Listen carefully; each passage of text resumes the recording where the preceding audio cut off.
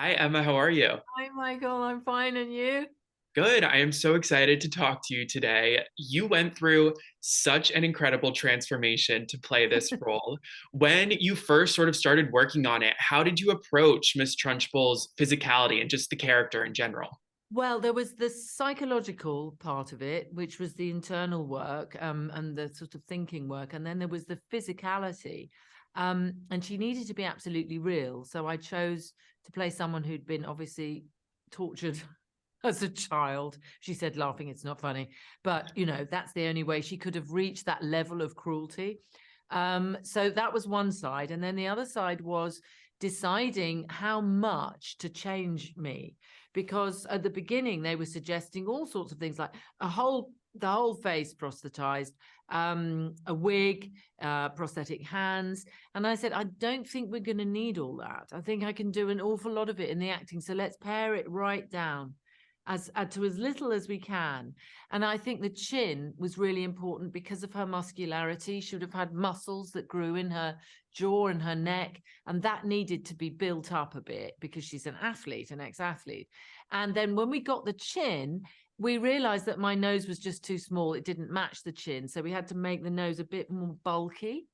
And then that was it. We didn't need contact lenses. Matthew said, but I want her eyes to be brown. You've got lovely blue eyes. And I said, Hitler had lovely blue eyes.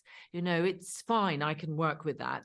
And my hair is just my hair scraped back and then an extra bit. And Naomi Dunn, wonderful makeup artist extraordinaire, cut off half the end of a bullwhip and wrapped it around my hair. So, it was the work of many minds coming together to just see how little we could get away with. I said, we don't need to make her hands enormous. It won't be necessary, especially with the costume, and with a bodysuit that gives her a kind of muscularity and straight, a monstrous kind of size, because she's a monster. Yeah, going back to when you were sort of first approached to do the film, what was your first sort of impression of it? Had you been a fan of the book or the musical beforehand? Absolutely. I was too old for the book. I grew up with Charlie and the Chocolate Factory, the earlier ones, and James and the Giant Peach, which I adored. I mean, they went right into me, but I was too old for Matilda when it came out. So I didn't see the original movie, but I did see the musical. And of course, I had a hard act to follow because the wonderful actor Bertie Carvel played Miss Trunchbull in the musical. And I thought, oh, he was just so brilliant, and has a sort of natural strength, height, authority, because he's very tall, Bertie. I thought, I don't know how I'm going to live up to that. So he was a great benchmark to reach for, Yeah, are definitely so many lessons to take away from Matilda, but what do you hope that audiences take away from this movie? I think to take away that sense of courage being terribly important somehow sometimes, and the essential nature of protest, and also that family doesn't necessarily mean blood relations. Your blood relations can be absolutely useless, and that's okay. You can find someone else who will care for you, and you make them your family. I think we get a little caught up, we think, oh, I can't turn my back on my brother, sister, mother, father, daughter, whatever. But actually, sometimes it just is not working, and we that's okay. It's fine. And the way that Alicia is let free by her actual parents, who are just useless parents, they're just hopeless, and that happens. But she's able to find her family in Miss Honey. I think that's a wonderful lesson. Love it. Well, thank you so much for speaking with me today. I loved the movie, and I really appreciate your time.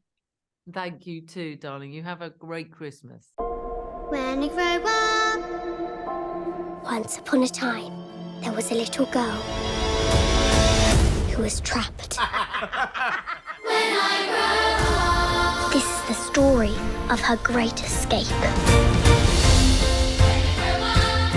Matilda, my name's Miss Honey. I believe you're a genius. Is maths your favourite thing? What I really like is reading. It's like a holiday in your head. Do you do that a lot? Get away from everything. Now get to bed, you little bookworm. There's a place you are sent. If you haven't been good. You're gonna meet the Trunchbull now. Headmistress of Crunch 'em all. This isn't school. It's a prison. They're like troublemakers, Wormwood. They make such a lovely sound when they slap. No! That's not right! You just said no to me. Matilda, you need to be very careful. Miss Trunchbull, she's dangerous. Eat. So am I. It is too early for you.